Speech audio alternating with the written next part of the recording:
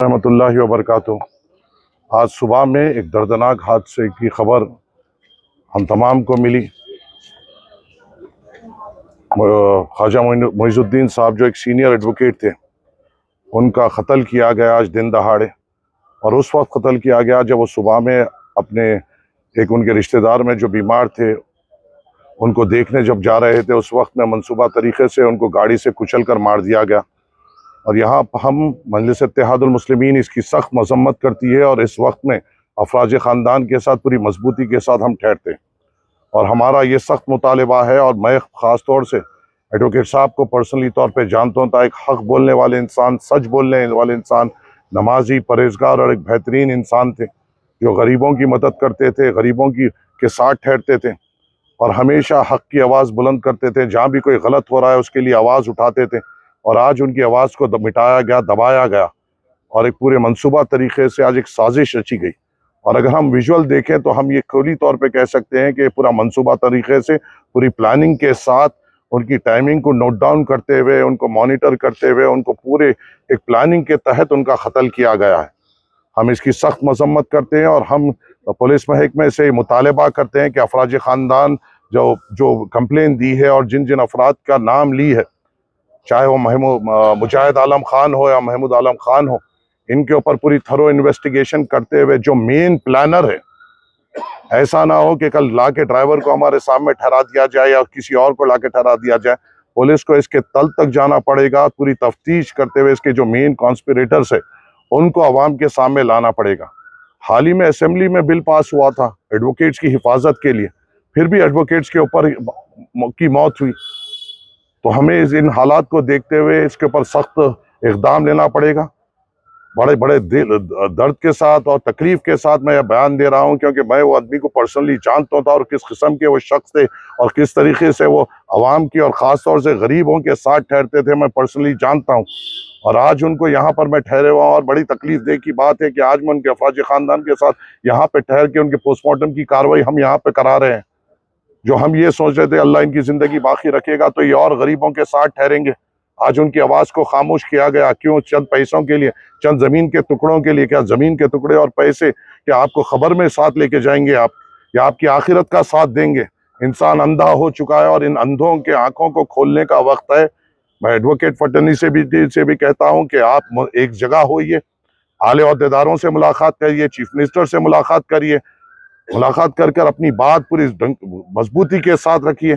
आज ये जो हादसा एडवोकेट्स पे हो रहे हैं, इसे रोकना हमें ज़रूरी है, क्योंकि और ख़ास तौर से जब मोइनुद्दीन साहब के जैसे शख्स का इंतकाल होता है, ये हमारे लिए बड़ा नुकसान है और कई गरीबों के लिए नुकसान है जिनकी वो मदद करते थे।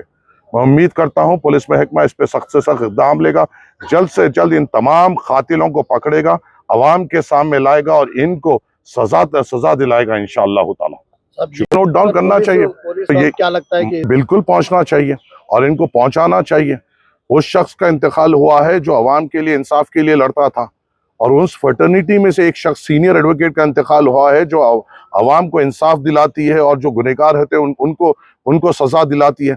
और जब अपने फर्टर्निटी में से किसका होता है, वो तमाम लोग जो इंसाफ के लिए अपनी आवाज़ हर दिन कोर्टों में बुलंद करते हैं, उनका काम है कि अपने लोगों के लिए बड़ी मजबूती के साथ ठहरे और इस कत्ल को एक मिसाल कायम कर दे पुलिस के लिए भी और आवाम के लिए भी, कि अगर एडवोकेट्स पे कोई हाथ डालता है तो किस तरीके से उसका अंजाम होता है। एडवोकेट्स को पूरी तौर पे, चाहे कोई भी हो, एडवोकेट का नाम आया है और जो भी कातिल इसमें मुलविस है, शर्म होना चाहिए उनको जो एक एडवोकेट के कातिल के खिलाफ अगर कोई केस लड़े, पूरी तौर पे बायकॉट करे, पूरी तौर पे उनको हटा दे उनके खिलाफ। पुलिस जिसको भी सामने लाती है, जिसका भी नाम सामने लाती है, कोई एडवोकेट उनका साथ नहीं देना चाहिए, क्योंकि उनके ही भाई के कत्ल में वो मुलविस है। और इस वक्त इत्तेहाद का और सबूत देने की जरूरत है हर किसी को। और जब 4 से 5 बार हो गया था तो मेरा भी ये मुतालिबा है, पुलिस उनको प्रोटेक्शन देना चाहिए था। इंसान की जान की अहमियत होती है, चाहे वो आम हो या पॉलिटिशियन हो या खास हो। अगर किसी पे 4 से 5 बार जानलेवा हमला किया जा रहा है, उनके घर के बच्चों को यतीम करने की साजिश की जा रही है, और जब ये बार बार पुलिस में रिपोर्ट हुई है, तो पुलिस का ये काम है ऐसे लोगों को फौरी तौर पर प्रोटेक्शन देना चाहिए। आज वो नहीं देने की वजह से आज इनका इंतकाल हुआ, और देखिए किस बेदर्दी से, बेरहमी से उनको कुचला गया। जब वो सुबह में फजर की नमाज पढ़कर अपने एक अफराज खानदान की मिजाज पुरसी को जा रहे थे, एक सुन्नत को मुकम्मल करने जा रहे थे, और उस वक्त उनको कत्ल कर दिया गया। किसके लिए? जमीन के टुकड़ों के लिए, चंद पैसों के लिए? कब तक जियोगे, कब तक इस दुनिया में रहोगे? खबर में हम सिर्फ ढेले डालेंगे, नोट के कट्टे नहीं डालेंगे तुम्हें खुबला रुख होने के लिए।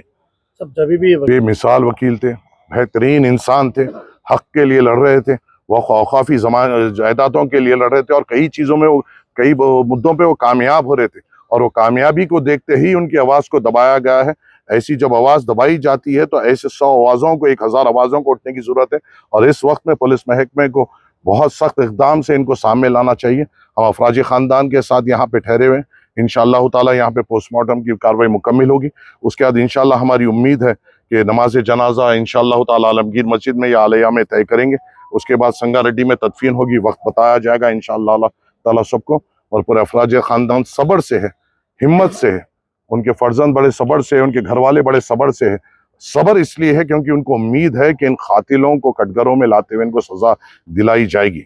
सब्र इसलिए है, और सब्र इसलिए बता रहे हैं क्योंकि इनको अभी भी कानून पे पूरा अटूट भरोसा है, और इस अटूट भरोसे को कायम रखते हुए उसके मयार पे खरे उतरने की अब जिम्मेदारी पुलिस महकमे की होगी। ठीक है।